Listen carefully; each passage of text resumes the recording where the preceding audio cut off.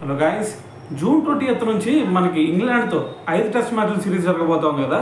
మరి ఈ సిరీస్లో అందరి కళ్ళు కూడా ఒకే ఒక్క ప్లేయర్ మీద కనిపిస్తా ఉన్నాయి. ఆ ప్లేయర్ ఎవరో కాదు, శుభ్మన్ గిల్. ఎందుకంటే అతను అంతకుముందు స్వదేశాల్లో చూసుకుంటే మంచిగా పర్ఫార్మెన్స్ ఇచ్చాడు, కానీ విదేశాల్లో చూసుకుంటే అట్టర్ ఫ్లాప్ అయ్యాడు.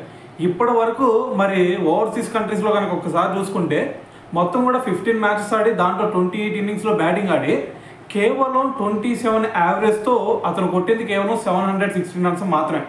మరి 27 యావరేజ్ అంటే చాలా దారుణంగా ఫ్లాప్ అయ్యాడని చెప్పారు.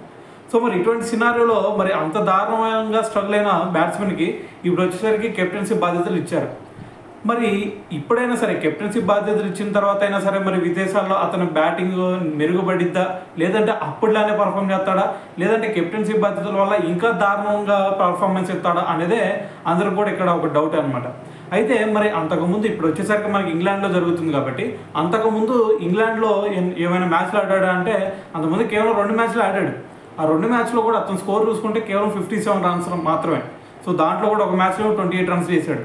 అయితే మరి ఇంత దారుణంగా స్ట్రగుల్ అవుతున్న ప్లేయర్ మరి రాబోయే సిరీస్లో మరి ఆకట్టుకుంటాడా, లేదు అంటే అప్పట్లానే ఇంకా స్ట్రగుల్ అవుతాడా అనేదే అందరి డౌట్ అనమాట. సో ఓవరాల్గా మరి రేపు రాబోయే సిరీస్లో శుభ్మన్ గిల్ మంచి పర్ఫార్మెన్స్ ఇస్తాడా లేదా, సో దీని గురించి మీరే అనుకుంటున్నారు అనేది కింద కామెంట్ చేయండి.